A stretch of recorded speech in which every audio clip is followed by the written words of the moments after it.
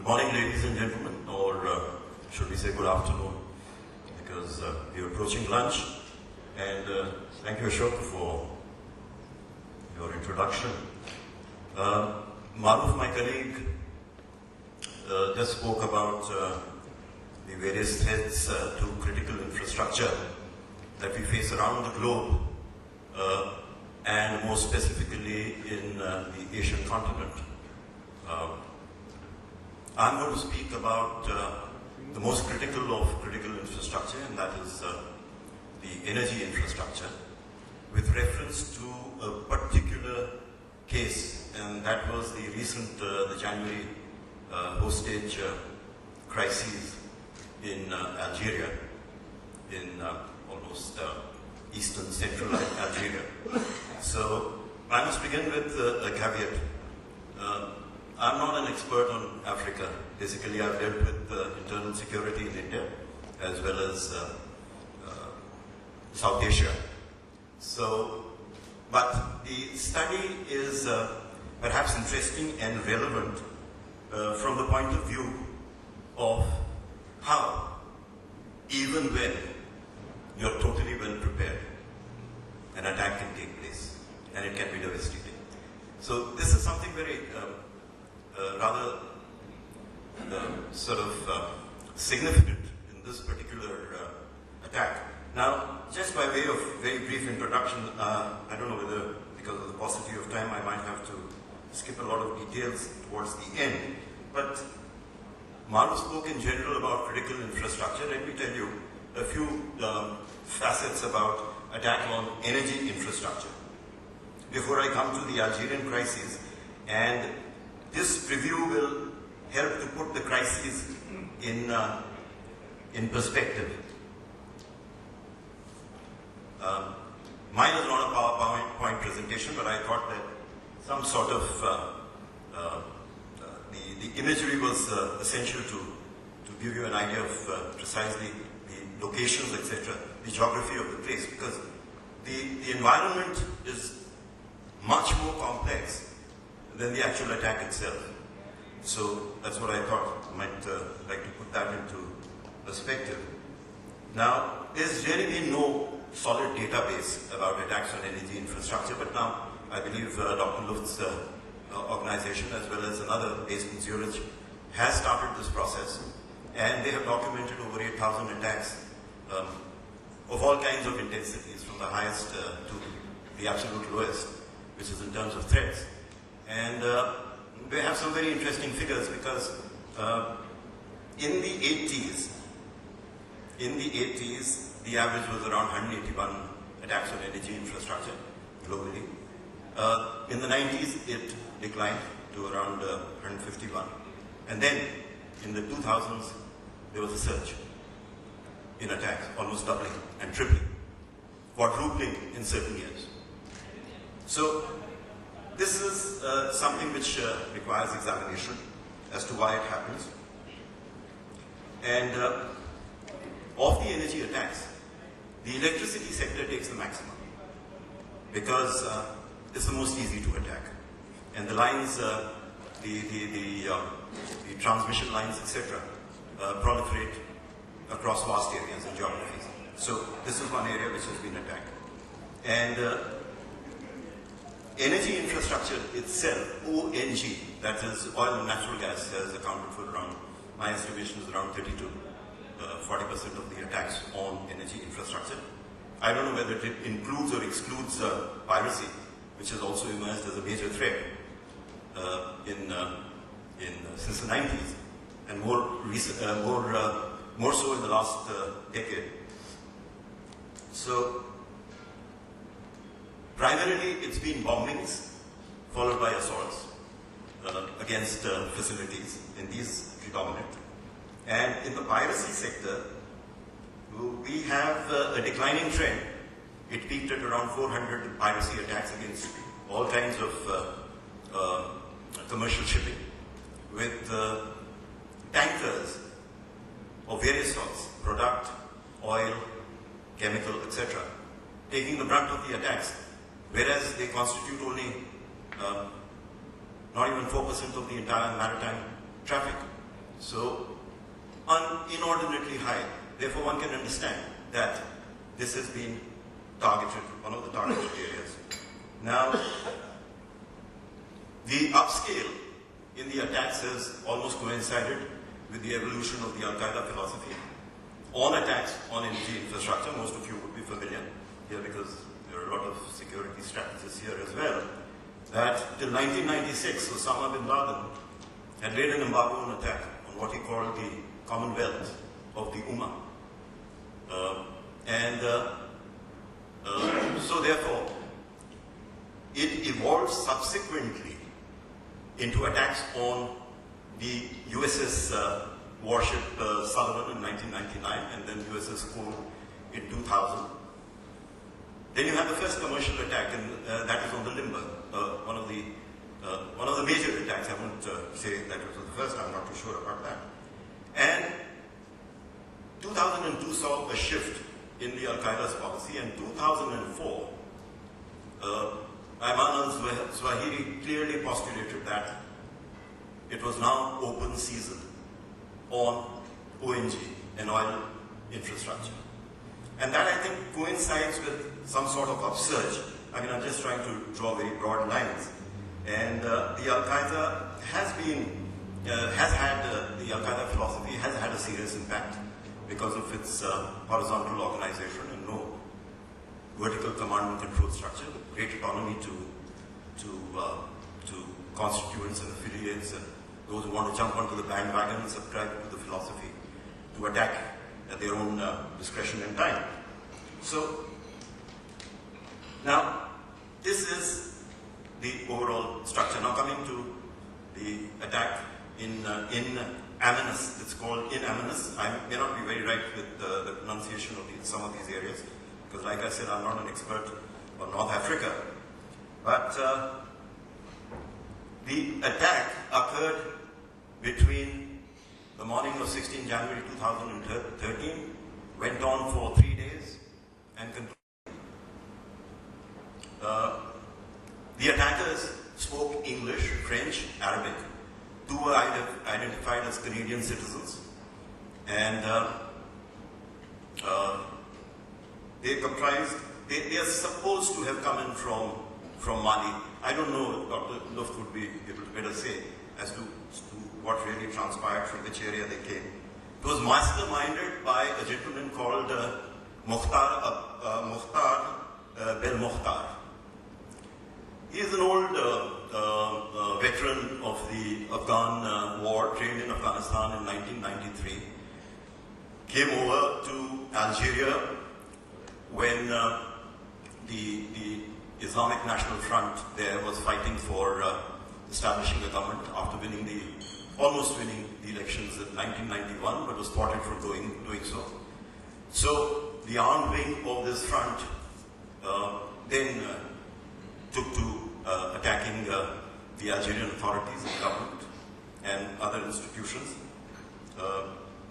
This transformed from the armed GIA, the Armed Islamic Group, to the GSPC at one point of time, which was a more radical group which broke away from the GIA.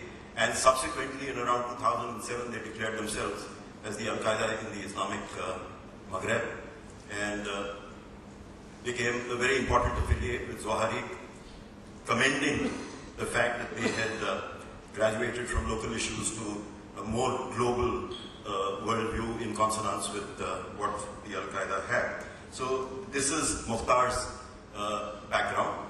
But he did have a dispute in 2012 with the AQIM leadership. He was probably keen on asserting himself, was pilloried by the AQIM leadership for not having done enough through his own little group, which he later branded as those who sign in blood. I can't give you the Arabic equivalent, perhaps it's not required. That is the name he assumed in 2012 before he actually did this attack. But on the ground, the attack was led by his cohorts, one from the Sons of Sahara for Islamic Justice, and with a lot of local knowledge and insight, he played a very significant role in this attack.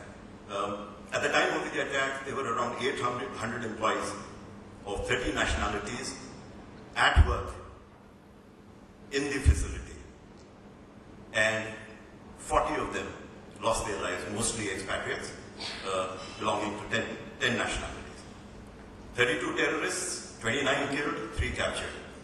I don't know whether there's really very much in the public domain about what the Algerian authorities thought of this attack and the security lapses that allowed the attack to occur. It's not there in the public domain, but there is one detailed analysis that has been done of this attack by one of the companies which was in a JV and involved with the National Oil Company of Algeria in prospecting in this area. Now, just coming to this, the In Amenas facility, you would see that the image on your top right and the one below it, I think that is perhaps a bit more visible. Algeria is pretty large. It's nearly 2.5 million square kilometers. It's one of the larger countries in Africa with a population of around 38, 39 million. Vast borders, as you can see, and almost all troubled. You have Tunisia on the eastern side, then you have Libya, southeast you have Niger, then you have southwest Mali, above that you have Mauritania, and then Morocco, and then of course the Mediterranean right in the north. So these are very huge borders that they had, and they were supposed to have instituted good border controls.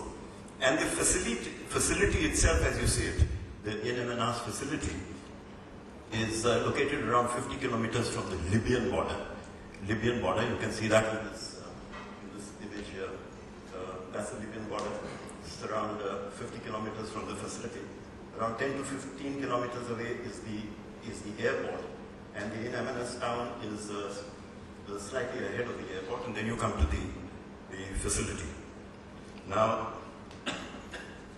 this is Algeria's largest production plant. Supplies around, I think, 20% of their gas, operated as a JV by Sonatrach, which is, I said, is the National Oil Company, along with BP and Norway. Norway's State Oil, which had actually signed a JV with Sonatrach. And that was, the PSC was signed somewhere around 1998, and production commenced around 2006.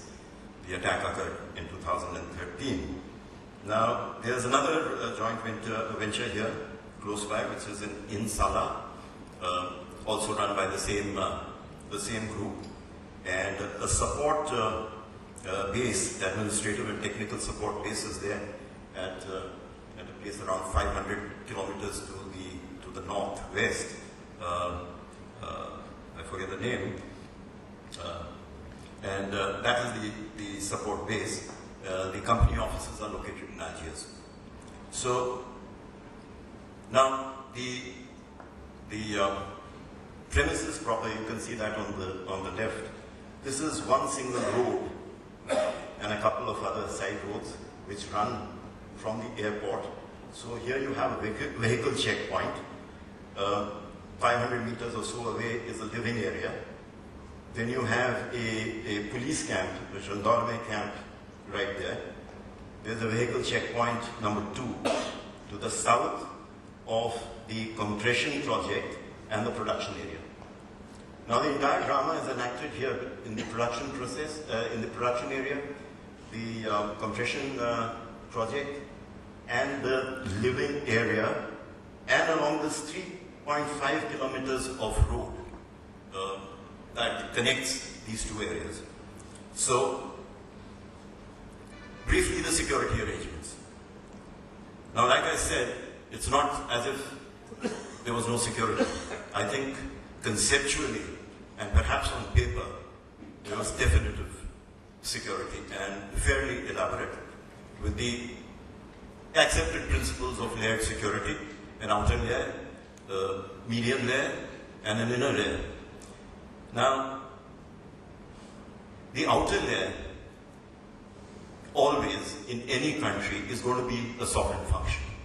We, in fact, in the government, pride ourselves on sovereign functions. We don't allow private entities to come into sovereign functions. We say, no, this is exclusive to us.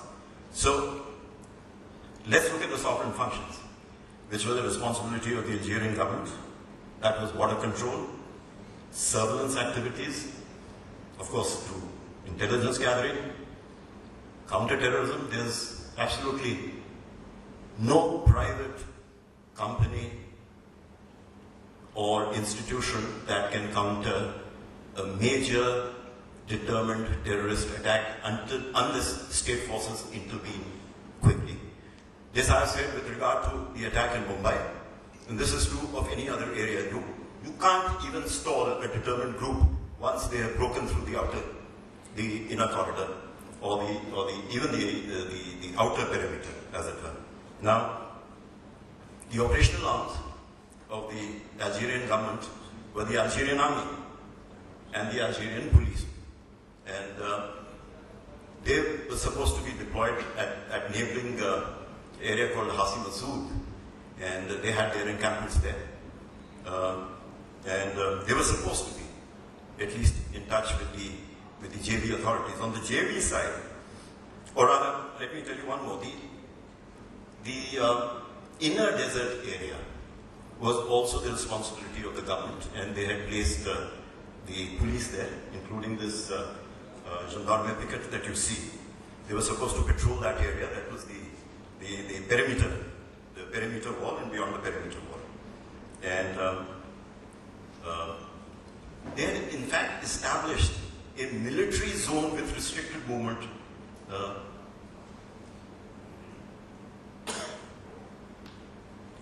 with a military zone with restricted movement in this area. So I've been asked to try and complete quickly.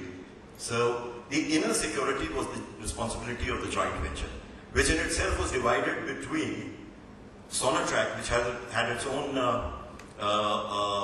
security organization, and the JV security setup, which was called the Liaison Unit, which comprised private contractors.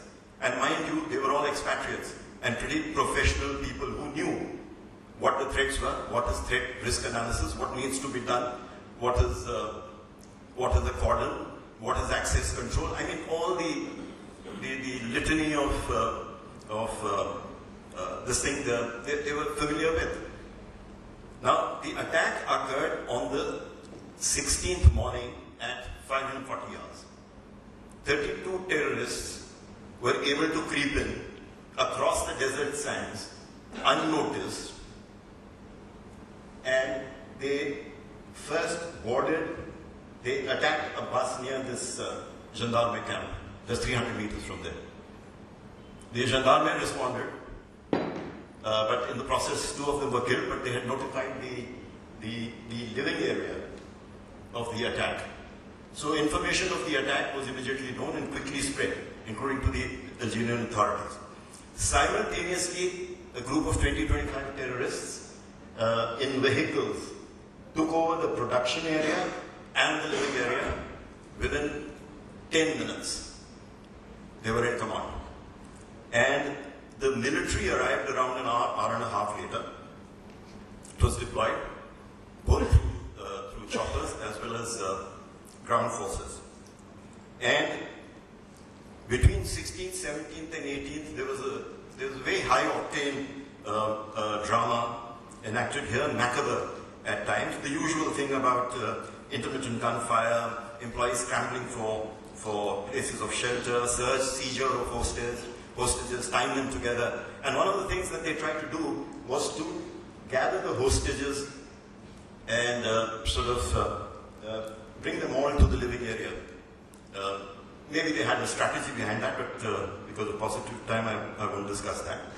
And we don't know much about the CT doctrine, the counter-terrorism doctrine of the Algerian government, their operational capabilities, and the numbers deployed, the tactics adopted. Not much is known. But some things are telling. 3 incidents stand out.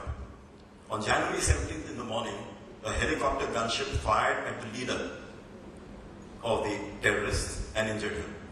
The terrorists reacted by using hostages as shields thereafter. So I don't know whether that was tactically correct or not. Then again, in the afternoon, the terrorists loaded 6 vehicles with hostages, positioned some of them as shields, and tried to drive out from the production area to the living area, and that is where the massacre actually occurred. It was absolutely something that you see out of a Rambo movie in Afghanistan or something of that sort. Helicopter gunships circling on top, 6 vehicles suddenly break out from the production area, try to move in here. The terrorists said, raised this demand that they would like to concentrate all the hostages here, but were disallowed. And the gunships attacked all the 6 vehicles. In that process, 4 vehicles were blown up. Maybe there were IEDs inside, which were exploded by the terrorists. 2 were riddled with bullets. I can just show you the picture of those. You can see the numbers where the vehicles were attacked.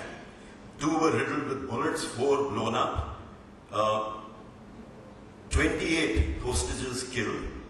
2 managed to reach the production area, but were hunted out by the terrorists there and killed. So, in fact, the loss of 28 lives here. And this raises serious doubts in my mind about the tactics adopted by the Algerian military.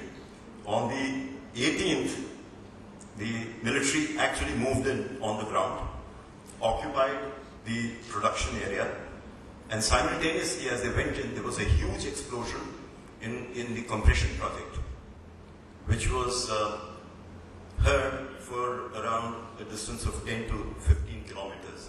There's such a huge explosion and massive fire, and a lot of lives were lost in that. And on the 19th morning, the operation was declared closed. And the Prime Minister came for a press interview and said that that a great number of workers were put in the cars. They wanted to use them as human shields. There was a strong response from the army, and 3 cars exploded. So this is what transpired.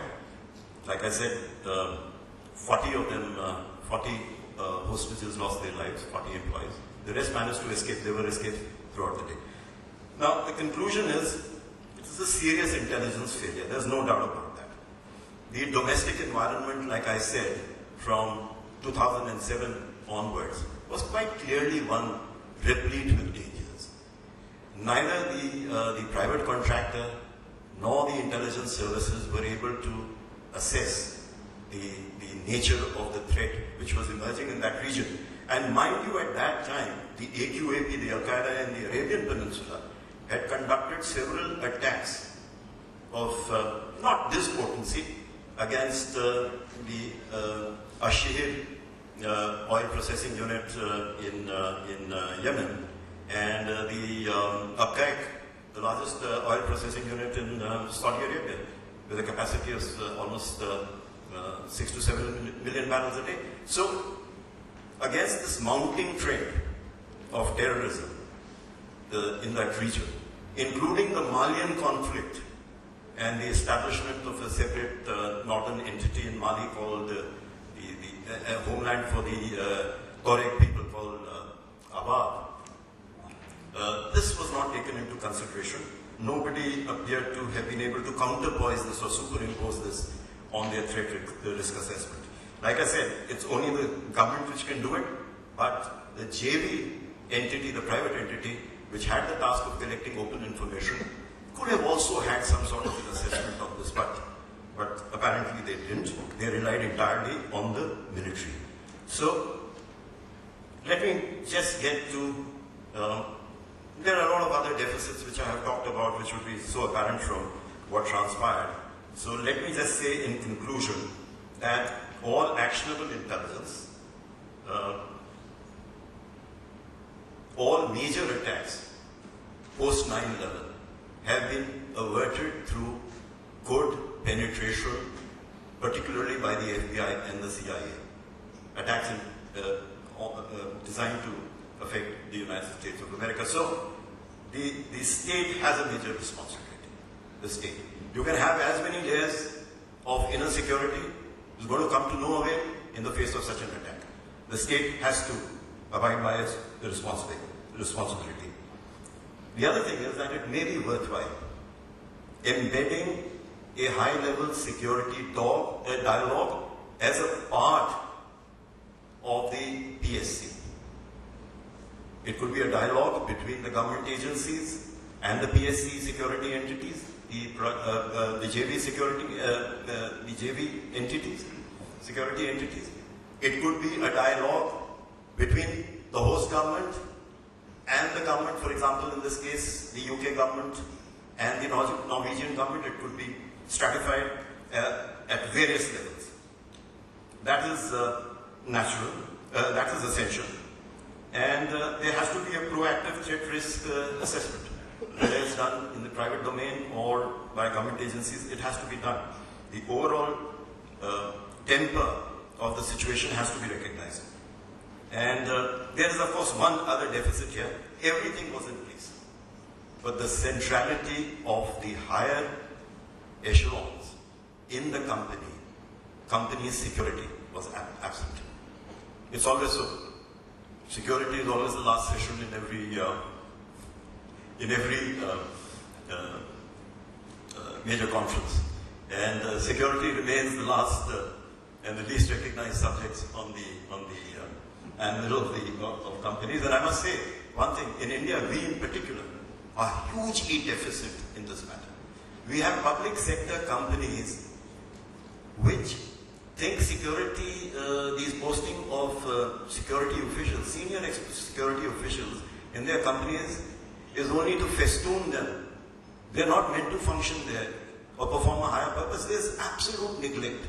It was not so here. It was not so here because BP has had a record of 50 years in Algeria.